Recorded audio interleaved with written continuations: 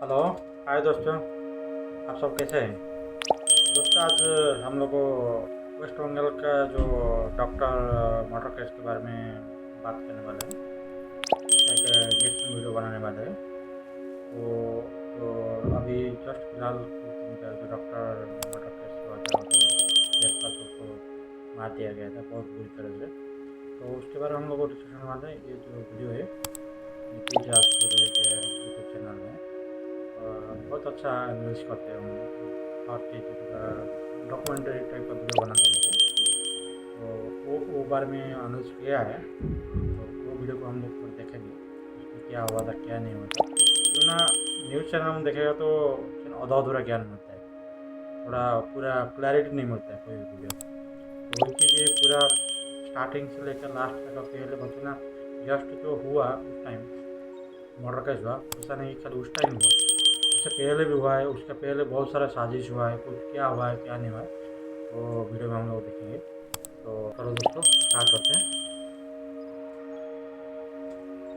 Hospital की जो boundary थी उसके पीछे बैठ के ये शराब पीना स्टार्ट कर देता है। सोनागाची नाम से एक रेड लाइट एरिया है, वहां पे जाने का ये प्लान करते हैं। पुलिस जब ब्लूटूथ ईयरपीस को इसके मोबाइल के पास ले गई तो वो उससे कनेक्ट हो जाता है। फीमेल डेड बॉडी आई हुई होती है, तो ये उसको यूज करके फिल्म बनाते हैं। इसकी हिस्ट्री रही है फीमेल्स के साथ वायलेंस करने की, लड़ाई करने की। बिना एफआईआर दर्ज हुए ही पोस्टमार्टम तक कर दिया जाता है बॉडी का। भी शामिल था। पास के सोनागाची से वर्कर्स को कॉलेज के अंदर लेके आते हैं।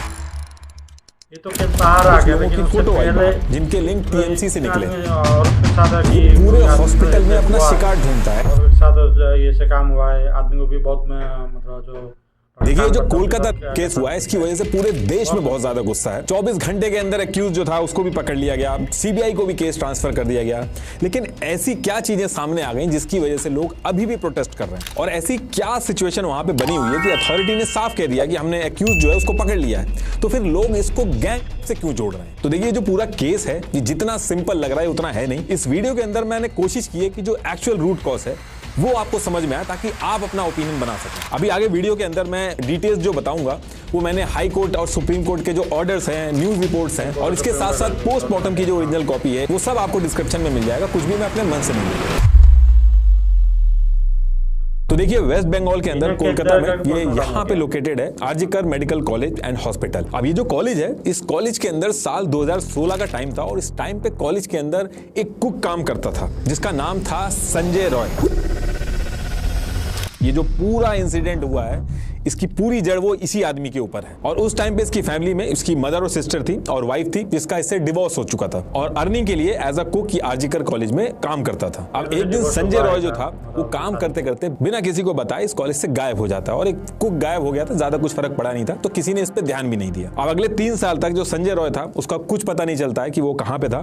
फिर 3 साल बाद यानी कि ईयर 2019 में संजय रॉय वेस्ट बंगाल की सिविक वॉलंटियर फोर्स को ज्वाइन कर लेता है। एक्चुअली वेस्ट बंगाल पुलिस में वर्क फोर्स कम होने की वजह से साल 2012 में वेस्ट बंगाल गवर्नमेंट जो थी वो सिविक वॉलंटियर फोर्स का कॉन्सेप्ट लेके आई थी, जिसमें टेम्परेरी बेसिस पे पुलिस के सपोर्ट के लिए सिविक वॉलंटियर रखे जाने लगे, जो पुलिस के अलग अलग कामों में हेल्प करते थे, और जितना ये काम करते थे उसकी जरूरत के हिसाब से इनको पैसा दे दिया जाता था। 12,000 रुपए दिए जाते थे। शुरू में संजय रॉय जो था उसने सिविक वॉलंटियर फोर्स के डिजास्टर मैनेजमेंट ग्रुप को ज्वाइन किया था, लेकिन कुछ जुगाड़ लगा के नेताओं की चापलूसी वगैरह करके इसने अपने आप को डिजास्टर मैनेजमेंट से शिफ्ट करके सिविक वॉलंटियर फोर्स के वेलफेयर सेल में शिफ्ट करा लिया था। क्योंकि वेलफेयर सेल जो था उसमें हॉस्पिटल वगैरह आते थे, तो जुगाड़ से हॉस्पिटल के अंदर फ्री में बेड दिलवा के, एडमिशन करा के ऊपरी कमाई बहुत होती थी, तो हर करप्ट सिविक वॉलंटियर जो था वो इसी सेल में जाना चाहता था। तो अपने आप को इस डिपार्टमेंट में शिफ्ट करा के डेली बेसिस पे ये गवर्नमेंट हॉस्पिटल में जाने लगा और ऊपरी कमाई करने लगा। तो शिफ्ट होने के बाद ये जो आरजीकर मेडिकल कॉलेज था इसके अंदर इसका आना जाना बहुत रेगुलर हो गया, कोई इसको रोकता टोकता नहीं था। ये जाके वहां पे पेशेंट्स को फ्री में जुगाड़ लगा के बेड्स वगैरह दिलवाता था और पैसे बनाता था। वेलफेयर सेल में शिफ्ट होने के बाद संजय रॉय जो था वो कोलकाता पुलिस की 4th बटालियन में आ गया था, क्योंकि वेलफेयर सेल इसके अंडर ही आती है। तो करीब 1 साल के अंदर ही आरजीकर मेडिकल कॉलेज के अंदर इसकी पकड़ बहुत अच्छी हो गई थी। आना जाना तो पहले से था ही था इसका, क्योंकि पहले इसने बॉक्सिंग वगैरह भी करी थी, तो इसकी वजह से इसको आरजीकर हॉस्पिटल के इमरजेंसी गेट और ट्रॉमा वार्ड के आसपास सिक्योरिटी संभालने का काम दिया गया। लेकिन इसका जो मेन फोकस था वो ब्रोकर की तरह बस बेड वगैरह दिला के पैसा कमाने में था, अपने में कनेक्शन बनाने में था। और इसके साथ साथ जो नए लड़के आते थे उनसे पैसे लेके उनको सिविक वॉलंटियर भी बनवाता था। अब देखिए, जैसे कांग्रेस की स्टूडेंट विंग है NSUI, ऐसे बीजेपी की ABVP है, ऐसे ही तृणमूल कांग्रेस की स्टूडेंट विंग है तृणमूल छात्र परिषद, जिसका काफी अच्छा इन्फ्लुएंस है आरजीकर मेडिकल कॉलेज की स्टूडेंट यूनियन में। और आरजीकर मेडिकल कॉलेज के जो स्टूडेंट इलेक्शंस होते हैं हर साल, उसमें भी इनका बहुत अच्छा इन्फ्लुएंस होता है। तो ये जो संजय था, ये स्टूडेंट विंग के प्रोमिनेंट लीडर जो थे, उनकी भी बहुत चापलूसी करता था और उनसे इसने काफी अच्छे लिंक बना लिए थे। एक पुलिस वेलफेयर बोर्ड होता है जिसमें 14 मेंबर्स की सेंट्रल कमेटी होती है, जिसमें पुलिस की फैमिली वगैरह जो होती है उनके वेलफेयर के लिए काम होता है। तो इसके लिंक इतने स्ट्रांग हो गए थे कि इस वेलफेयर के अंदर इसको भी रखा गया था। इनफैक्ट ये भी कहा गया कि इसके चक्कर में, यानी कि इसके डिसअप्रूवल की वजह से कई पुलिस का ट्रांसफर भी हुआ। इसकी वजह से इसकी कंप्लेन भी हुई थी कि थाला पुलिस स्टेशन और श्याम बाजार पुलिस स्टेशन जो है, वहां के 6 पुलिस वालों का ट्रांसफर में भी इसका बहुत बड़ा रोल रहा था। और उस टाइम पे जो इशू हुआ था ट्रांसफर वाला, जिसमें संजय रॉय का नाम आया था, इसको टाइम्स ऑफ इंडिया ने भी रिपोर्ट किया था, लेकिन उसके बाद भी कुछ नहीं हुआ। अब इसके साथ साथ सेम ईयर यानी कि 2020 में संजय रॉय को हॉस्पिटल के अंदर रहने के लिए बैरक भी मिला, जो generally police constable OC rank के होते हैं उनके लिए होता है। तो ये बैरक इसको भी मिलता है। उस टाइम पे जो बैरक था, ये ASI अनूप दत्ता का था, जिसको संजय रॉय यूज करने लगा था। इसको ASI दत्ता के भी बहुत करीब माना जाता है। अभी रिसेंटली भी आपने फुटेज वगैरह देखी होंगी न्यूज मीडिया में, ASI दत्ता जो थे वो भाग रहे थे और मीडिया उनका पीछा कर रही थी। तो इनकी भी इंक्वायरी हो रही है, अभी आएंगे उस पर भी। तो संजय रॉय को डेली 5 लीटर पेट्रोल मिलता था इसकी बाइक के लिए, काम के हिसाब से 12,000 रुपए भी मिलते थे, हॉस्पिटल में फ्री बेड वगैरह दिलवा के इसकी कमाई तो ऊपर से हो ही रही थी। तो इसकी हर तरफ से इसके मजे थे। अब इसके 1 साल बाद यानी कि ईयर 2021 में आरजीकल हॉस्पिटल में एक बड़ा चेंज होता है। आरजीकल कॉलेज के अंदर एक नए प्रिंसिपल बनाए जाते हैं, डॉक्टर संदीप घोष। ये इससे पहले नेशनल मेडिकल कॉलेज के वाइस प्रेसिडेंट भी थे, तो वहां पे काफी एलिगेशन वगैरह लगे इनके ऊपर। तो इनका ट्रांसफर करके आरजीकल मेडिकल कॉलेज में लाया गया प्रिंसिपल बना के। और जब ये प्रिंसिपल बने थे तो आरजीकल कॉलेज के अंदर ही 16 साल से डेप्यूटी सुपरिटेंडेंट अख्तर अली जो थे, उनका ये कहना था, और ये चीज उन्होंने ऑन रिकॉर्ड भी बोली थी, कि उन्होंने ऑब्जर्व किया कि ये सिविक वॉलंटियर संजय रॉय जो है, ये प्रिंसिपल के बहुत क्लोज हो गया था उस टाइम पे। जो प्रिंसिपल के 4 खास लोग थे, जैसे अफसर खान, जैसे सोनू, तो उसमें ये संजय रॉय। और यही वो टाइम था, इस टाइम पे संजय रॉय जो था, उसने अपने आसपास के लोगों पे इन्फ्लुएंस बनाने के लिए अपनी बाइक के ऊपर कोलकाता पुलिस लिखवा दिया था, जबकि वो सिविक वॉलंटियर था। और जो वो टी-शर्ट भी पहनता था उसके ऊपर भी इसने कोलकाता पुलिस लिखवा दिया था। उसके आसपास के जो लोग थे वो इसको पुलिस समझते थे, उनको डिफरेंस नहीं पता था सिविक वॉलंटियर और पुलिस फोर्स में। और इस टाइम पे इसका काफी अच्छा रुतबा था। हॉस्पिटल के कैंपस के अंदर भी इसकी बहुत चलती थी, बिना किसी गार्ड के रोक टोक के आराम से जिस वार्ड में जाना चाहता था, जिस फ्लोर में जाना चाहता था, जिस रूम में जाना चाहता था, बड़े आराम से जाता था। और 2022 का जब टाइम आता है तो ये दोबारा से भी शादी करता है और बिना किसी दिक्कत के इसकी आराम से शादी हो जाती है। लेकिन शादी के कुछ ही दिन बाद ये डोमेस्टिक वायलेंस शुरू कर देता है। जैसे अपनी पहली पत्नी को मारता था, ठीक उसी तरीके से इसके साथ भी इसने मारापीटी शुरू कर दी थी। लेकिन हद तो तब पार हो गई थी जब इसकी वाइफ 3 मंथ प्रेग्नेंट थी और इसने उसके बाद भी इसको लात मार दी थी। इसकी तबीयत बहुत ज्यादा खराब हो गई थी, इलाज भी नहीं कराता था, मारता अलग से था। और फिर इसको लेके पुलिस स्टेशन में इसकी कंप्लेन भी होती है। लड़की की माँ आती है और वो कंप्लेन करती है। और इसके बाद भी जब कुछ नहीं होता है तो लड़की की माँ थक हार के अपनी बेटी को वापस ले जाती है। लेकिन कुछ ही टाइम बाद इसकी जो दूसरी वाइफ थी उसकी भी डेथ हो जाती है। इसमें बीमार गिरा, मारा धारा, बीमार गिरा, 3 महीना का पेट में बच्चा था, वो भी खराब किया। फिर पुलिस को रिपोर्ट लिखाया, पुलिस रिपोर्ट लिया कालीगंज थाना में। अब इसके बाद ईयर आता है 2023। इस टाइम पे संजय रॉय आराम से अपनी जिंदगी काट रहा था। लेकिन इस टाइम पे प्रिंसिपल जो थे आरजीकल कॉलेज के, उनका टाइम सही नहीं चल रहा था। और जून 2023 में बात काफी ज्यादा आगे बढ़ गई थी और लोगों ने, स्टूडेंट्स ने, जो स्टाफ थे, उन्होंने एलिगेशन लगाना चालू कर दिए थे कि जो प्रिंसिपल है ये करप्ट है, फाइनेंशियल फ्रॉड करे, इसने ह्यूमन बॉडी के पार्ट की भी तस्करी करी है। इस तरीके के भी एलिगेशन लगाए गए। और ऐसा सब कह क्यों रहे थे? इसके पीछे मेन रीजन था बंगाल हेल्थ डिपार्टमेंट के स्पेशल सेक्रेटरी देबाल कुमार घोष जो थे, उनकी इंक्वायरी का सबके सामने आना। जो इन्होंने रिपोर्ट पब्लिश की थी उसमें स्पेशल सेक्रेटरी देबाल कुमार घोष ने कहा था कि ये जो आरजीकल मेडिकल कॉलेज के प्रिंसिपल डॉक्टर संदीप घोष हैं, इनके और कॉन्ट्रैक्टर के बीच में इलीगल एक्टिविटी हो रही है। प्रिंसिपल संदीप घोष जो है, इन्होंने कॉलेज के कंस्ट्रक्शन और रेनोवेशन के काम में बहुत सारे पैसे का घपला किया और एक सीक्रेट एग्रीमेंट भी साइन किया इन कॉन्ट्रैक्टर के साथ बिडिंग प्रोसेस के लिए। दूसरी चीज बोली गई कि आरजीकल हॉस्पिटल के बायोमेडिकल वेस्ट में प्रिंसिपल जो है वो धांधली कर रहे हैं। एक्चुअली जो हॉस्पिटल होता है उसमें नॉर्मल वेस्ट के साथ साथ बायोमेडिकल वेस्ट भी होता है, जैसे यूज सिरिंज हो गई, ऑक्सीजन मास्क वगैरह हो गए। तो ये सारी चीजें जो होती हैं ये ऐसे ही कूड़े में नहीं फेंक दी जाती हैं, इसका बहुत नुकसान हो सकता है आम जिंदगी पे। तो इसके लिए एक BMW की अलग से सेल होती है, वो उसको उठा के ले जाती है, उसको मैनेज करती है ताकि दोबारा से यूज ना हो, ताकि HIV वगैरह या फिर कोई और बीमारी हो किसी को तो वो ना फैल जाए। तो इसलिए BMW सेल जो होता है एक प्रोसेस के थ्रू इस बायोमेडिकल वेस्ट को डिस्ट्रॉय करती है। तो इस चीज में कहा गया कि ये जो प्रिंसिपल संदीप घोष हैं, इन बायोमेडिकल वेस्ट को डिस्ट्रॉय करना तो बहुत दूर की बात है, बल्कि इसको ओपन मार्केट में जाके बेच रहे हैं और उसमें से 20% कट अपने लिए रख रहे हैं, और इसमें गवर्नमेंट के भी लोग इन्वॉल्व हैं, और ये चीज आम जनता के लिए बहुत डेंजरस है और इस पे एक्शन लेना चाहिए। इसके बाद लोग जो थे वो बहुत ज्यादा प्रिंसिपल के पीछे पड़ जाते हैं। TV9 बांग्ला एक स्टिंग ऑपरेशन भी करता है, वीडियो का लिंक मैंने डिस्क्रिप्शन में लगा रखा है। और जब बहुत ज्यादा प्रोटेस्ट होने लगते हैं इसको लेके, तो सिर्फ 2 महीने बाद ही वेस्ट बंगाल गवर्नमेंट जो थी वो एक SIT बैठाती है और इसकी पूरी इन्वेस्टिगेशन स्टार्ट करती है। इसमें कई सारी चीजों को लेके जो प्रिंसिपल थे वो फंस गए थे। जैसे इसमें कहा गया कि NRS मेडिकल कॉलेज जो है उसकी और आर्जिकल मेडिकल कॉलेज जो है उसकी बेड कैपेसिटी सेम थी, लेकिन NRS मेडिकल कॉलेज का बायोमेडिकल वेस्ट 1,53,650 kg था, और वहीं आर्जिकल मेडिकल कॉलेज की बात करें तो उसका बायोमेडिकल वेस्ट जो था वो सिर्फ 49,044 kg था, जो कि बहुत बड़ा डिफरेंस था। ऐसे ही हर कॉलेज की जैसे डिजिटल स्किल लैब बनाई जाती है, तो आर्जिकल हॉस्पिटल की भी डिजिटल स्किल लैब जो थी जब बनाई गई तो उसमें 2,97,36,000 रुपीज लगे। और same digital skill lab Diamond Harbour medical college में 61,47,294 रुपीज में बनाई गई। कॉलेज के पुराने government employ deputy superintendent Akhtar Ali ने कहा कि ये क्या मजाक चल रहा। इस टाइम पे कंप्लेन भी की इन्होंने रिपोर्ट भी सबमिट की, SIT ने भी अपनी रिपोर्ट बनाई। ये उस रिपोर्ट की ओरिजिनल कॉपी है, आप पॉज करके पढ़ लेना। साइड में सारे एविडेंस मेंशन है और राइट में जो ऑफिशियल्स के ऑब्जर्वेशन थे वो सारे मेंशन है। इसमें बांग्लादेशी लोगों के भी कई नाम है, सारे लिंक आपको डिस्क्रिप्शन में मिल जाएंगे। और उसके बाद लोग खुल के प्रिंसिपल के अगेंस्ट में बोलने लगे। अगस्त 2023 में कोलकाता पुलिस जो थी उसने डॉक्टर संदीप घोष के ऊपर under the prevention of corruption act, financial misconduct, multiple case register किए। और जब कुछ होता नहीं है तो कॉलेज के डेप्यूटी सुपरिटेंडेंट अख्तर अली जो थे वो प्रिंसिपल के पीछे पड़ गए। उन्होंने अलग से रिपोर्टें बना के anti corruption department, vigilance department, health care department, सबको ये रिपोर्टें भेजना चालू किया। अख्तर अली ने ममता बनर्जी को भी लेटर लिखा, और जब अख्तर अली मान नहीं रहे थे, बहुत ज्यादा कर रहे थे, तो उल्टा उनका ट्रांसफर हो गया कॉलेज से। लेकिन कुछ टाइम बाद स्टूडेंट्स ने ये कहा कि प्रिंसिपल उनके अगेंस्ट में जाने की वजह से, स्ट्राइक करने की वजह से उनको जानबूझ के फेल कर रहे हैं। थ्योरी में जिनके 70 मार्क्स थे वो भी प्रैक्टिकल में फेल हो रहे थे, और इंटर्नशिप कंप्लीशन सर्टिफिकेट जो था वो भी नहीं मिल रहा था। इसके बिना स्टूडेंट जो है वो रजिस्ट्रेशन नहीं मिलता उनको, स्टूडेंट्स जो है वो प्रैक्टिस नहीं कर सकते। बात यहां तक बढ़ गई थी, कई मेडिकल स्टूडेंट्स ने प्रिंसिपल को मारने के लिए दौड़ा भी लिया था। ओरिजिनल वीडियो आप सर्च करोगे तो आपको मिल जाएगी। प्रिंसिपल को कॉलेज के अंदर चलने के लिए बाउंसर रखना पड़ता था। तो अभी जो प्रोटेस्ट चल रहे हैं उसमें ये वाले स्टूडेंट्स भी हैं जो पहले से ही खुश नहीं है इनसे। तो अब आते हैं करंट सिचुएशन में। तो इधर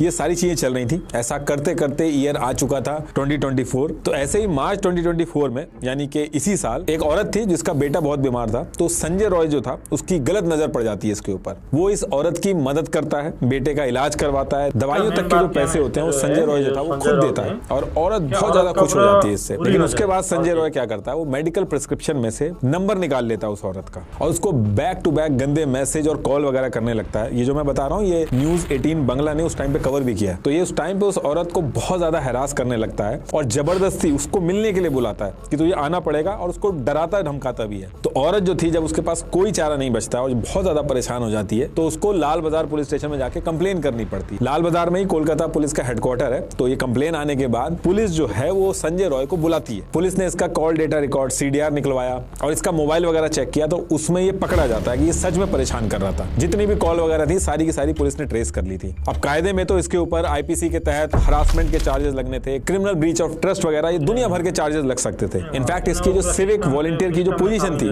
उससे भी इसको हटा देना चाहिए था। लेकिन पता नहीं क्या रीजन था कि इसके साथ कुछ होता ही नहीं है इस पूरे केस में, और शायद इन्हीं सब रीजंस की वजह से इसकी इतनी हिम्मत बढ़ती जा रही थी। अगर उसी टाइम पे इसके ऊपर एक्शन हुआ होता तो आज जो इंसिडेंट हुआ है वो होता नहीं। रूल्स के हिसाब से सिविक वॉलंटियर की जो पोस्ट है उसमें आप किसी को भी हायर करोगे तो उसका क्रिमिनल बैकग्राउंड नहीं होना चाहिए, कोई भी केस नहीं होना चाहिए उसके। लेकिन संजय रॉय जो था उसके ऊपर तो ऑलरेडी उसकी वाइफ ने डोमेस्टिक वायलेंस का केस कर रखा था, ऊपर से ये वाला केस भी हो गया था, उसके बाद भी इसको रखा गया। अब ये जो कंप्लेन वगैरह की थी इस औरत ने, इसका तो कुछ नहीं हुआ, लेकिन एक चीज ये हुई थी कि इस औरत को इसने दोबारा परेशान करना बंद कर दिया था। और ठीक इस इंसिडेंट के एक वीक बाद संजय रॉय के ऊपर एक और कंप्लेन होती है जिसमें इसने एक फीमेल डॉक्टर के साथ मिसबिहेव किया था, इससे बदतमीजी की थी। तो कहने का मतलब यह है कि इसकी हिस्ट्री रही है फीमेल्स के साथ वायलेंस करने की, लड़ाई करने की, उनके साथ आर्गुमेंट करने की। किसी लड़के के साथ इसका कभी कोई झगड़ा नहीं हुआ। तो ये जो आर्जिकल मेडिकल कॉलेज है इसके अंदर जो अभी करंट इंसिडेंट हुआ उसकी जो विक्टिम थी वो भी यहाँ से अपनी MBBS पूरी करने के बाद इसी कॉलेज से MD कर रही थी सेकेंड ईयर में थी वो। एक्चुअली एमबीबीएस करने के बाद डॉक्टर 3 साल के लिए पोस्ट ग्रेजुएशन प्रोग्राम एमडी या फिर एमएस ऑप्ट करते हैं। इनको रेसिडेंट डॉक्टर बोला जाता है। इंडिया के अंदर रेसिडेंट डॉक्टर जो होते हैं उनकी हालत बहुत खराब रहती है, उसे बहुत ज्यादा काम कराया जाता है। एक तरह से हॉस्पिटल जो है वही इनका रेसिडेंट बन जाता है,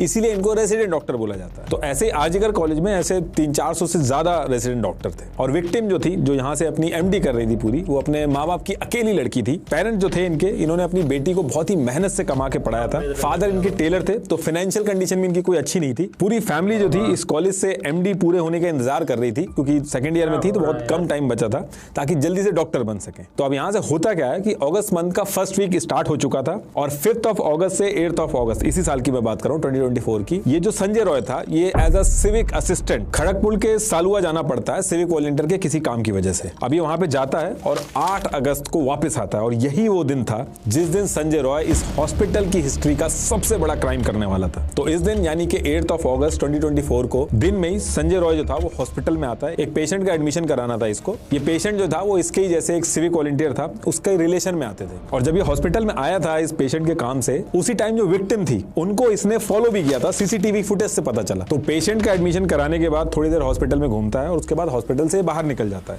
इसके बाद फिर से एक एक्सरे से रिलेटेड इसको कोई काम आता है इसी पेशेंट से रिलेटेड। तो दोबारा ये रात में 11 बजे हॉस्पिटल में आता है, वो काम कराता है और पेशेंट की जो सर्जरी थी वो करीब 1 बजे प्लान थी, तो ये वहीं पे रुकता है। अब इधर सर्जरी स्टार्ट होती है और ये उसी पेशेंट के रिलेटिव जो कि इसका दोस्त था और सिविक वॉलंटियर भी था, उसके साथ हॉस्पिटल की जो बाउंड्री थी उसके पीछे बैठ के ये शराब पीना स्टार्ट कर देता है। अब जब शराब पीते पीते इनको थोड़ा टाइम हो जाता है तो ये वहीं से थोड़ी दूर पे एक सोनागाची नाम से एक रेड लाइट एरिया है, वहां पे जाने का ये प्लान करते हैं। और फिर ये वहां पहुंचने के बाद इसका जो दोस्त था वो अंदर चला जाता है, संजय जो था वो वहीं बाहर रोड पे वेट करता है और जो बाहर औरतें जा रही थी उनको छेड़ता है। इसके बाद इसका दोस्त वापस आता है, ये दोनों वहीं से थोड़ी दूर पे चेटला एक दूसरा रेड लाइट एरिया है, वहां पे दोनों साथ में मिलके जाते हैं। दोबारा से इसका दोस्त अंदर जाता है और संजय जो था वहीं बाहर रोड पे एक लड़की थी, उसको पैसे देके उसके प्राइवेट फोटो मोबाइल में मंगा लेता। अब इसके थोड़ी देर बाद इसका दोस्त वापस आता है, ये दोनों उसी एरिया में घूमते हैं और उसके बाद इसका जो दोस्त होता है वो उबर बाइक को बुक करता है और वहां से दोस्त निकल जाता है। अब यहां से संजय जो था वो नशे की हालत में धुत था और अकेला था। यहां से वो वायलेंट एडल्ट कंटेंट देखता है अपने मोबाइल में, दोबारा से अल्कोहल जाके पीता है और फिर ये कुछ देर बाद हॉस्पिटल की तरफ जाना स्टार्ट कर देता है। इस टाइम करीब 2 से 2:30 बज रहे थे और ये हॉस्पिटल की तरफ बढ़ने लगता है। वहीं दूसरी तरफ जो विक्टिम थी वो भी हॉस्पिटल में आई थी। उनकी 36 आवर की शिफ्ट चल रही थी जिसमें कॉन्टिन्यूअसली लिमिटेड ब्रेक्स के साथ 36 आवर्स तक काम करना होता है और इस टाइम पे आप घर नहीं जा सकते, उसी हॉस्पिटल में रहना होता है। तो सोना खाना पीना सब कुछ हॉस्पिटल में ही करना होता है। तो लास्ट 36 आवर से हॉस्पिटल में ही थी। रात में करीब 11 बजे के करीब ये जो विक्टिम थी इनकी अपने पेरेंट्स से फोन पे बात होती है। उसके बाद इनको भूख लगती है, तो जो विक्टिम थी वो अपने फर्स्ट ईयर के 2 जूनियर थे इनके, ऑर्को और सौमित्रा, उनके साथ मिलकर बाहर से फूड ऑर्डर करती हैं। और उसके बाद ये लोग प्लान करते हैं कि नीरज चोपड़ा का ओलंपिक में उस समय लाइव जैवलिन थ्रो होना था, तो उसको देखने का प्लान करते हैं। और टीवी जो था वो 3rd फ्लोर पे सेमिनार हॉल में था। तो ये तीनों लोग 3rd फ्लोर पे सेमिनार हॉल में पहुंचते हैं और ये तीनों ही चेस्ट मेडिसिन डिपार्टमेंट के ही थे। अब इसके बाद ये जो टीवी पे लाइव मैच देख रहे थे वो खत्म हो जाता है। ऑर्को और सौमित्रा जो थे वो सेमिनार हॉल से चले जाते हैं और विक्टिम वहीं अपनी स्टडी करती हैं। इसी सेमिनार हॉल में रात के 2 बज रहे थे और एक स्टाफ मेंबर था वो विक्टिम के पास जाता है और पेशेंट के ट्रीटमेंट के बारे में कुछ चीजें डिस्कस करता है और फिर चला जाता है। तब तक सारी चीजें ठीक थी। इसके बाद 2:35 पे जो विक्टिम थी उनकी कजन का एक मैसेज आया था और 2:35 पे विक्टिम जो थी उन्होंने रिप्लाई किया था उस मैसेज का। इसके बाद 3 बजे एक स्टाफ जिसका नाम गोलन था वो सेमिनार हॉल के बगल से गुजरता है और इस टाइम तक जो विक्टिम थी वो एक रेड ब्लैंकेट लेके गद्दा पड़ा था फ्लोर पे सेमिनार हॉल के अंदर और उसी के ऊपर सो रही थी। उस टाइम पे जो स्लीप रूम था वहां पे पॉलीसोम्नोग्राफी स्लीप डिसऑर्डर का एक टेस्ट चल रहा था। इसकी वजह से कहीं और जगह नहीं थी सोने की, तो वो वहीं सो गई थी। ये हमेशा अपने साथ एक डायरी रखती थी और सोने से पहले लिखती थी उसमें। तो उस दिन भी इनके पास एक डायरी थी और उस दिन भी इन्होंने लिखा था। इस डायरी में अपने फ्यूचर के प्लान्स वगैरह लिखती थी, जैसे आरजीकर कॉलेज से इन्हें गोल्ड मेडल अचीव करना है, कुछ बड़े हॉस्पिटल्स के नाम लिखे थे और उसमें लिखा था कि यहाँ पे आगे चल के इन्होंने काम करना है। तो यहाँ पे अब ये सो रही थी सेमिनार हॉल के अंदर और अब टाइम हो चुका था 3:50 और इस टाइम तक संजय रॉय जो था वो हॉस्पिटल में पहुंच चुका था। सीसीटीवी में जब चेक किया गया था तो इसी पर्टिकुलर टाइम पे ये हॉस्पिटल के मेन गेट से एंट्री करते हुए दिखता है। अब इसके बाद ये पूरे हॉस्पिटल में अपना शिकार ढूंढता है। ऐसा नहीं कि गया था वहां पे धोखे से मिल गई, ये एक्चुअल में वहां पे अलग अलग ऑपरेशन थिएटर थे, टेस्ट डिपार्टमेंट थे। ये वहां जाके देखता है कि कहीं कोई फीमेल पेशेंट हो, बेहोश हो। तो एक्चुअल में किसी को ढूंढ रहा था कि कोई क्राइम करने के लिए मिल जाए, क्योंकि सीसीटीवी में देखा गया है कि अलग अलग रूम में जा जाके ये देख रहा था। और फिर 4:03 पे 3rd फ्लोर पे पहुंचता है और सेमिनार हॉल में घुस जाता है ये इसकी ओरिजिनल पिक है सीसीटीवी से निकली हुई। जब ये सेमिनार हॉल में घुस रहा था तो इसके गले के अंदर एक ब्लूटूथ ईयरपीस था और इसी ब्लूटूथ डिवाइस की वजह से आगे चल के पकड़ा जाएगा, अभी आएगा आगे। सेमिनार हॉल में पहुंचने के बाद ये वहां विक्टिम को देखता है और फिर अटैक कर देता है, गला दबाता है, काफी ज्यादा मारता है। विक्टिम बहुत ज्यादा स्ट्रगल करती है। 4:03 पे सेमिनार हॉल में घुसा था और पोस्टमार्टम में 4:15 के बाद का टाइम मेंशन था डेथ का। तो इसका मतलब है कि काफी देर तक स्ट्रगल हुआ था। और सेमिनार हॉल जो था वहां पे स्पीचेस वगैरह दी जाती थी और साउंड प्रूफिंग थी वहां पे, तो इसकी वजह से जो भी हल्ला हो रहा था वो बाहर आवाज नहीं जा पा रही थी। बाकी जो डिटेल्स हैं वो आपको ऑलरेडी पता है, तो उसकी डिटेल में मैं नहीं जाऊंगा, लेकिन इसने अपनी सारी लिमिट तोड़ दी थी। और ये क्राइम करने के बाद करीब 4:40 पे सेमिनार हॉल से बाहर निकलता है। तो करीब 37 मिनट तक सेमिनार हॉल में रहता है ये। और यहां से निकलने के बाद जो वहीं हॉस्पिटल कैंपस के अंदर जो बैरक थी जो इसको मिली हुई थी, बड़े आराम से जाके वहीं पे सो जाता है, कहीं पे भागता नहीं है, कोई इसके दिमाग में टेंशन नहीं थी। अब इसके बाद सुबह होती है और औरोको जो था वो इस सेमिनार हॉल में जाता है और जैसे ही वो जाता है वहां से बहुत ज्यादा चीखता है और वहां से निकलने के बाद वो सबको पूरी सिचुएशन बताता है। बॉडी पे आधे कपड़े पड़े हुए थे, मुंह पे चोट थी, चश्मा टूटा हुआ था, आंखों से खून आ रहा था, पूरी बॉडी पे चोट थी। और ये सब पता चलने के बाद 1 घंटे यानी 6 से 7 साढ़े 7 बजे के बीच में बहुत ही ज्यादा भीड़ इकट्ठी हो जाती है सेमिनार हॉल में। लोग जूते वगैरह पहन के काफी ज्यादा घुस जाते हैं। तो जो क्राइम सीन था उसकी भी धज्जियां उड़ चुकी थी, जगह जगह पे फिंगरप्रिंट्स भी आ गए थे। और इसी टाइम पे हायर अथॉरिटी जो थी वो प्रिंसिपल संदीप घोष को फोन भी कर देती है। वहीं हॉस्पिटल से पास में ही रहते थे वो, लेकिन फोन करने के करीब 1 घंटे बाद वो हॉस्पिटल पहुंचते हैं और राइट अवे पुलिस को कंप्लेन करने की बजाय पहले वो खुद सेमिनार हॉल में जाके देखते हैं। और इस चीज को लेकर बहुत ज्यादा क्रिटिसाइज किया इनको कि पहले इनको पुलिस को के इंसिडेंट बताना था, ना कि खुद जाके पहले चेक करना था। अब इसके बाद करीब 1 घंटा बीत चुका था और जो प्रिंसिपल थे वो अपने ऑफिस में पहुंचते हैं और वहां से पुलिस को फोन करके इन्फॉर्म करते हैं। और सेम टाइम पे कॉलेज के असिस्टेंट सुपरिटेंडेंट करीब 10:50 के करीब विक्टिम के घर पे फोन मिलाते हैं। विक्टिम की मदर फोन उठाती हैं और उनसे कहते हैं कि आपकी बेटी की तबीयत खराब है, आप कॉलेज आ जाइए, और इसके अलावा और कुछ नहीं कहते और फोन काट देते हैं। अब ये सारी चीजें सुन के विक्टिम के घर वाले दोबारा कॉल करते हैं कि क्या हुआ, दोबारा से फोन मिलाते हैं। तो पेरेंट्स के अकॉर्डिंग असिस्टेंट सुपरिटेंडेंट ने कहा कि आपकी लड़की ने सुसाइड कर लिया है। और ये सारी चीजें सुनते ही घर वालों के होश उड़ जाते हैं और वो कॉलेज की तरफ दौड़ना स्टार्ट करते हैं। और वहीं दूसरी तरफ कॉलेज के अंदर करीब 11:30 पे एडिशनल कमिश्नर ऑफ पुलिस और फोरेंसिक टीम जो थी वो क्राइम सीन पे पहुंच गई थी। लोग बहुत ज्यादा प्रेशर बनाते हैं कि सारी की सारी चीजें जो हैं वो जुडिशियल मजिस्ट्रेट जो हैं उनके सामने ही होगी, क्योंकि उनको जो इससे पहले जो चीजें हुई थी उसको लेके डाउट था, इसलिए वो कहते हैं कि जुडिशियल मजिस्ट्रेट जो है उनके सामने ही सारी चीजें होंगी। अब सेम टाइम पे करीब 12 बजे पेरेंट्स जो थे वो भी कॉलेज पहुंच जाते हैं और पेरेंट्स जो थे वो पहुंचते ही कहते हैं कि उनको अपनी बेटी से मिलना है, लेकिन उनको मिलने नहीं दिया जाता है। 3 घंटे तक वो कॉन्टिन्यूसली ट्राई करते हैं कि अपनी बेटी को एक बार देख लें, लेकिन उनको नहीं मिलने दिया जाता है। इसके बाद 3:30 पे पेरेंट्स को उनकी बेटी की बॉडी दिखाई जाती है और पेरेंट्स देखते ही कहते हैं कि ये कोई सुसाइड नहीं है, आप कैसी बात कर रहे हो, ये तो किसी ने मारा है। अब यहाँ से बात फैलने लगती है और जितने भी डॉक्टर्स थे वो सब काम वगैरह छोड़ के इकट्ठा होना स्टार्ट हो जाते हैं। बहुत ही गुस्से में थे सारे लोग, क्योंकि एक ऑन ड्यूटी डॉक्टर के साथ इतनी बड़ी चीज हो गई थी। अब शाम के 6 बजते जो बॉडी थी उसको ऑटोप्सी के लिए भेज दिया जाता है। और इस टाइम पे विक्टिम की जो दोस्त थी वो बहुत समझदारी दिखाती है, वो कहती है कि बिना वीडियोग्राफी के कोई भी ऑटोप्सी नहीं होगी। तो वो इस चीज की डिमांड रख देती है वहां पे, और इसकी वजह से जो ऑटोप्सी होती है वो पूरी वीडियो रिकॉर्डिंग होती है। और इनिशियल रिपोर्ट में जब बताया जाता है कि कहां पे चोट लगी है तो सब लोग समझ जाते हैं कि ये कोई सुसाइड का केस नहीं है, ये तो का केस है। ये उस ऑटोप्सी की ओरिजिनल कॉपी है, आप पॉज करके पढ़ लेना। इतना टाइम हो चुका था लेकिन किसी ने भी एफआईआर दर्ज नहीं की थी और बिना एफआईआर दर्ज हुए ही पोस्टमार्टम तक कर दिया जाता है बॉडी का। ये पोस्टमार्टम की कॉपी है। ये रिपोर्ट आते ही लोग कहना स्टार्ट कर देते हैं कि ये कोई एक आदमी ने नहीं किया है, ये तो है, क्योंकि ये बात फैलने लगी थी कि 150 mg सीमेन मिला है और ऑन एन एवरेज एक इंडियन मेल बॉडी 5 mg तक ही प्रोड्यूस करती है, तो ये चीज पॉसिबल नहीं है। इसलिए लोग कहने लगे कि ये रेप है। हालांकि आगे चल के ये चीज थी ये गलत निकलती है, इसमें और भी बहुत सारे सब्सटेंस थे। इस पूरे सिचुएशन को जिस तरीके से हैंडल किया जा रहा था वो डॉक्टर्स देख रहे थे और उनको शक हो रहा था कि इसमें कोई गहरी साजिश है।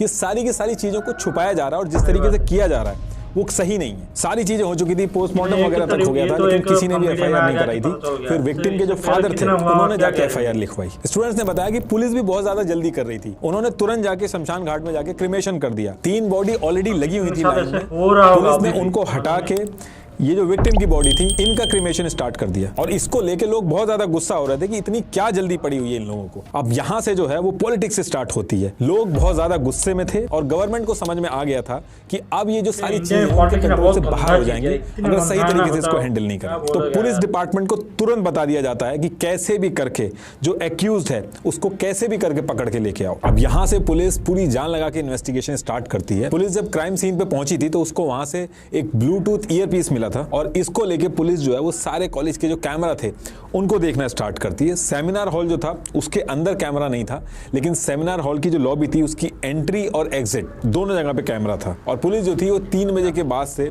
कौन कौन सेमिनार हॉल के अंदर आया, कौन कौन बाहर गया, सबको देखना स्टार्ट करती है। और उसी टाइम पे पुलिस जो है वो संजय रॉय को सेमिनार हॉल में जाते हुए देखती है। और इस पे पुलिस को ज्यादा डाउट इसलिए होता है क्योंकि ये अकेला ऐसा था जो डॉक्टर नहीं था और सेमिनार हॉल में गया था, और वो भी इतनी रात में। और इसके साथ साथ 3 बजे के बाद विक्टिम और संजय रॉय जो था ये सबसे ज्यादा देर तक सेमिनार हॉल में थे। और संजय रॉय 37 मिनट सेमिनार के अंदर बिताने के बाद जब एग्जिट कर रहा था तो इसके गले के अंदर जो एंट्री करते समय ब्लूटूथ ईयरपीस था वो निकलते समय था ही नहीं। तो इसकी वजह से इसके ऊपर डाउट होता है और पुलिस जो है वो इसके बैरक में पहुंचती है।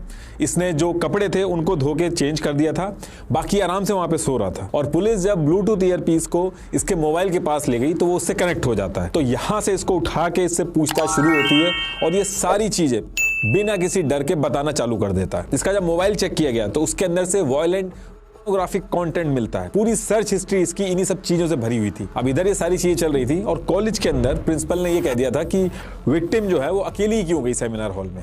तो इसको लेके लोग और गुस्सा हो जाते हैं और 11 अगस्त तक छोटे छोटे स्केल पे इन सारी चीजों को लेके डॉक्टर जो थे वो प्रोटेस्ट करना स्टार्ट कर देते हैं। कोई लड़की अकेला रहेगा, कोई लड़का अकेले किधर जाएगा, तो बोलने के लिए कौन होते कौन यार, कौन लड़की क्या करेगा क्या नहीं करेगा, लड़का को तो नहीं बोल सकता है कोई। और प्रिंसिपल का रेजिग्नेशन मांगना भी स्टार्ट होता है कि इनका जरूर कुछ लिंक निकलेगा इसमें। और स्टूडेंट जो थे वो ऑन रिकॉर्ड बोल रहे थे कि ये जो एविडेंस है ये जानबूझ के मिटाए जा रहे हैं। आरजीकर कॉलेज के अंदर सारी चीजें सही से नहीं हो रही हैं, जरूर इसमें कुछ दिक्कत है। और इसमें सबसे ज्यादा हैरानी की बात ये थी कि एक तरफ इतना बड़ा केस हो गया था, उसी टाइम पे सेम फ्लोर पे सेमिनार हॉल जो था उससे 20 मीटर दूर पे कंस्ट्रक्शन का काम स्टार्ट करवा दिया मैनेजमेंट ने। और इसके अगले ही दिन इतना ज्यादा प्रेशर गवर्नमेंट और प्रिंसिपल के ऊपर हो जाता है कि प्रिंसिपल रिजाइन कर देता है। लेकिन उसका रिजाइन एक्सेप्ट करने की बजाय उसको national medical college and hospital जो कि कोलकाता में ही है वहां पे उसका ट्रांसफर कर दिया जाता है। इसको प्रमोशन की तरह देखा जाता है कि एक तरफ इतना कुछ हो गया है और उसको सेम पोजीशन पे दूसरे और अच्छे कॉलेज में डाल दिया जा रहा है। लिंक में मैंने हाई कोर्ट के ऑर्डर की कॉपी लगाई है, आप जरूर एक बार देखिएगा। हाई कोर्ट ने कहा कि प्रिंसिपल ने रेजिग्नेशन मारा था, 2 ऑप्शन थे, या तो आप रिजेक्ट कर देते या एक्सेप्ट कर देते।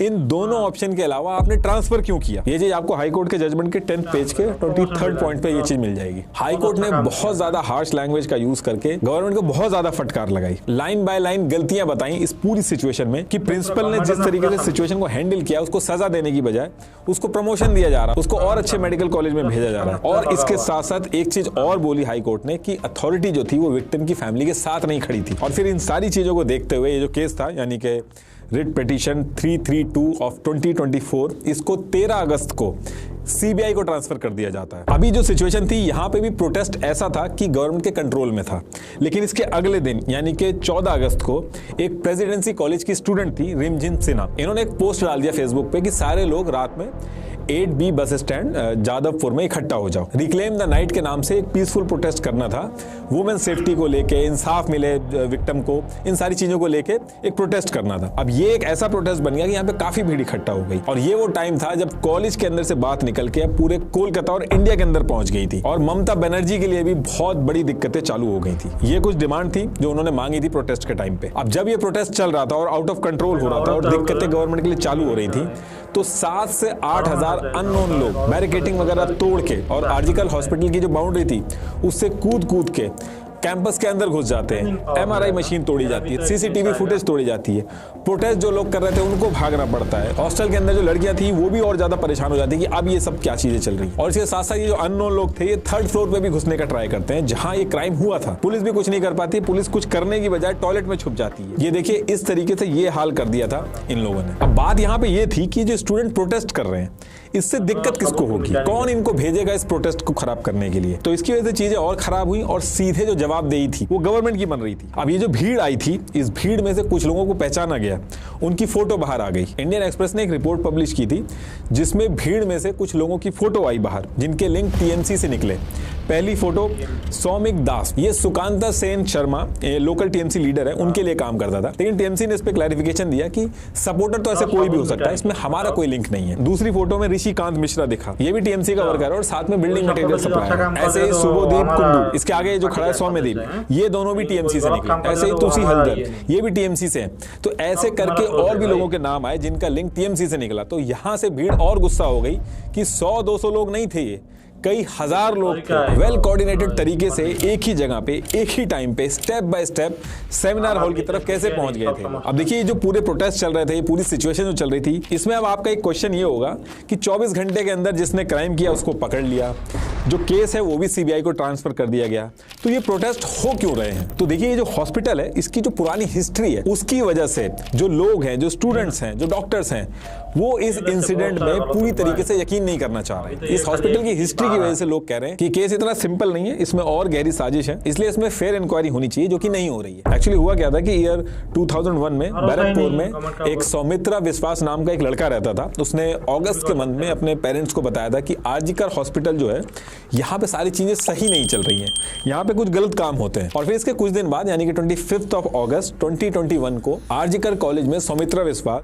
इसे लटके हुए मिलते हैं। और अभी जो केस चल रहा है, इसी तरीके से कोलकाता पुलिस आई थी, कुछ इन्वेस्टिगेशन की थी और उन्होंने अपनी रिपोर्ट में कह दिया था कि ये केस है। और जैसे ही वो ये कहते हैं कि केस है, माँ बाप साफ मना कर देते कि लड़का खुश था, कोई दिक्कत नहीं थी, ये कोई केस नहीं है, बल्कि किया गया। सौमित्रा के जो माँ बाप थे वो गवर्नमेंट को मल्टीपल लेटर लिखते हैं कि आरजीकर कॉलेज जो है वहां पे कुछ गड़बड़ चल रही है, उनका बेटा ऐसा नहीं कर सकता, कुछ करिए इसको लेके। और जब कुछ नहीं होता है तो माँ बाप कोर्ट में चले जाते हैं और कोर्ट जो है वो सारी चीजें देखता है। उसके बाद सीबीआई तो नहीं, लेकिन सीआईडी की जांच शुरू करवा दी जाती है। 2-3 साल तक इन्वेस्टिगेशन चलती है और इस इन्वेस्टिगेशन में कई स्टूडेंट्स और सौमित्रा के जो फ्रेंड थे, उन्होंने अपने बयान में बोला कि आरजीकर कॉलेज की यूनियन के कुछ पावरफुल लोग यहाँ पे पोर्नोग्राफी का काम करते हैं। इस चीज के बारे में पता सबको है, लेकिन कोई कुछ कर नहीं पाता है क्योंकि ये पावरफुल लोग हैं। आगे इसमें ये चीज कही गई कि ये लोग पास के सोनागाची से वर्कर्स को कॉलेज के अंदर लेके आते हैं, उनसे पोर्नोग्राफिक कंटेंट बनाते हैं और जो फेमस हीरोइन होती हैं उनकी इमेज से इनको रिप्लेस कर देते हैं। और कई बार जब कोई अवेलेबल नहीं होता है तो आरजीकर हॉस्पिटल के अंदर कोई फ्रेश फीमेल डेड बॉडी आई हुई होती है, तो ये उसको यूज करके फिल्म बनाते हैं और उसको बेचते हैं। और उस टाइम भी इसी आरजीकर हॉस्पिटल के अंदर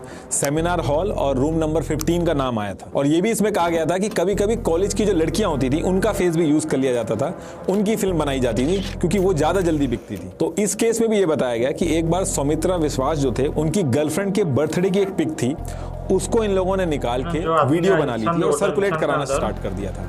सौमित्रा इस चीज को लेकर लड़ने चले गए और फिर सेम वीक में रूम नंबर 15 में ये से लटके हुए मिले। और जब इन सारी चीजों को लेके इन्वेस्टिगेशन चल रही थी तो एक रूम ऐसा भी मिला था जहां पे ट्राइपॉड और लाइट रिफ्लेक्टर जो होता है वो भी सीआईडी को मिला था। आज की डेट में तो ये फिर भी नॉर्मल है, लेकिन 2001 में ये मिलना नॉर्मल नहीं था। तो इसको लेके भी बहुत कुछ हुआ था, लेकिन इस केस में भी कोई पकड़ा नहीं गया और ये भी सुसाइड केस रहा। इसीलिए आज की डेट में भी आरजीकर कॉलेज के जो स्टूडेंट्स हैं वो इसकी डिटेल इंक्वायरी करवाना चाहते हैं, क्योंकि इस केस को भी साइड से जोड़ दिया गया। और आरजीकर कॉलेज की हिस्ट्री रही है केसों को साइड में जोड़ने की। 2003 में अर्जित दत्ता, हर कोई शॉक्ड हो गया था कि इनकी जान कैसे चली गई, बाद में पता चला इन्होंने सुसाइड कर लिया। ऐसे ही 2016 में आरजीकर हॉस्पिटल की डिपार्टमेंट हेड गौतम पाल की बॉडी मिली, उनका भी बताया गया कि उन्होंने सुसाइड कर लिया। 2020 में भी पौलमी शाह के केस में बताया गया कि उन्होंने सुसाइड कर लिया। एक इंटर्न भी थी, उसका भी ये बताया गया कि ओवरडोज हो गई थी। इसीलिए सारे लोग इस पे एक डिटेल इंक्वायरी चाहते हैं कि एक्चुअल में चल क्या रहा है इस कॉलेज में, वो पता चले। ये कोई एक कोइंसिडेंस है या फिर कोई एक गहरी साजिश। अभी आज की डेट की बात करूं तो सीबीआई ने अपनी प्रोग्रेस रिपोर्ट जो है वो सबमिट कर दी है सुप्रीम कोर्ट में। सुप्रीम कोर्ट ने कड़ी फटकार लगाई है। इसमें यह कहा गया है कि क्राइम सीन से छेड़छाड़ हुई है। तो एक्चुअल में हुआ क्या है ये तो टाइम आने पे सामने आएगा, लेकिन देश के अंदर इसकी वजह से जगह जगह प्रोटेस्ट कर रहे हैं लोग डरे हुए हैं। माँ बाप अपने बच्चों को कहीं भेजने से डर रहे हैं। विक्टिम जो थी जिसके साथ ही इंसिडेंट हुआ है वो बहुत ही होनहार लड़की थी, उसके बारे में मैंने पढ़ा है, सारी चीजें मैं इंक्लूड नहीं कर सकता इस वीडियो में। वो बहुत ही होनहार लड़की थी और अपने माँ बाप का बहुत ज्यादा ध्यान रखती थी। बीबीसी को विक्टिम के जो पेरेंट्स हैं उन्होंने इंटरव्यू दिया, आप पढ़ोगे तो आप सोच भी नहीं सकते कितना गलत उस फैमिली के साथ हुआ है। विक्टिम के साथ इस एक्यूज्ड संजय राय ने बहुत ज्यादा दरिंदगी करी है। मैंने जानबूझ के इस वीडियो में उसको ऐड नहीं किया है क्योंकि ना मैं बता पाऊंगा और ना आप सुन पाओगे, और हर बार आप देखोगे ऐसा ही होता है। फिर कुछ टाइम बाद लोग भूल जाते हैं और फिर दोबारा से वही सारी चीजें होती हैं। तो इसके लिए गवर्नमेंट को जरूर कुछ ना कुछ करना चाहिए, कुछ ना कुछ ऐसा करना चाहिए कि ये चीजें दोबारा ना हो।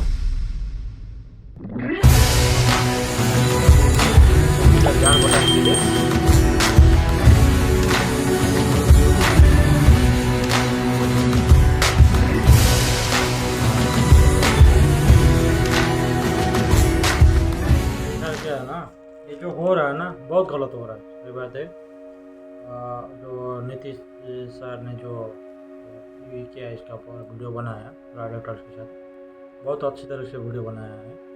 इनका वीडियो में बहुत देखते रहता हूँ, बहुत मतलब मिनिमम 2 ईयर का ऊपर हो गया मैं फॉलो करते रहता हूँ।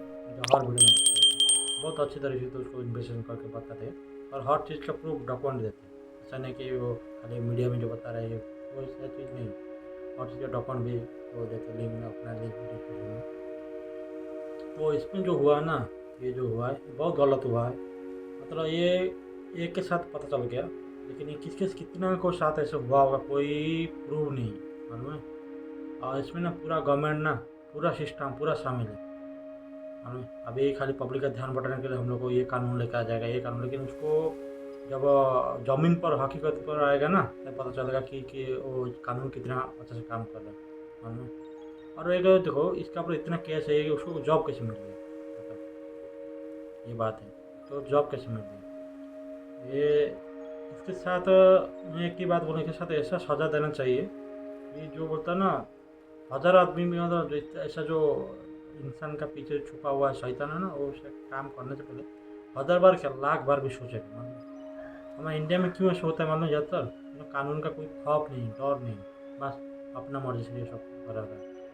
बोलता क्या करेगा, क्या कर लेगा, पुलिस लेके जाएगा, अरेस्ट करेगा, 15 दिन 1 महीना के 2 महीने जेल में रहेगा, बाद में किसी बेल में आ जाएगा। तो वो बेल में आ जाएगा तो उसको लगता है कि छाटे बड़े मत गया। जैसे आदमी पढ़ाई करता है, डिग्री पढ़ता है, कुछ करता है, तो उन लोग को भी ऐसा लगता है कि हम लोग जेल जितना बढ़ गया उससे एक डिग्री मिल गई। तो दोस्तों आपका राय आप बताइए कमेंट में, आपको वीडियो कैसे लगा, लाइक कीजिए, उससे ज़्यादा शेयर कीजिए, कमेंट करके जरूर कमेंट करके बताइए। और channel first time channel subscribe कीजिए। थैंक यू दोस्तों, मिलते हैं नेक्स्ट वीडियो में। Take care, bye bye.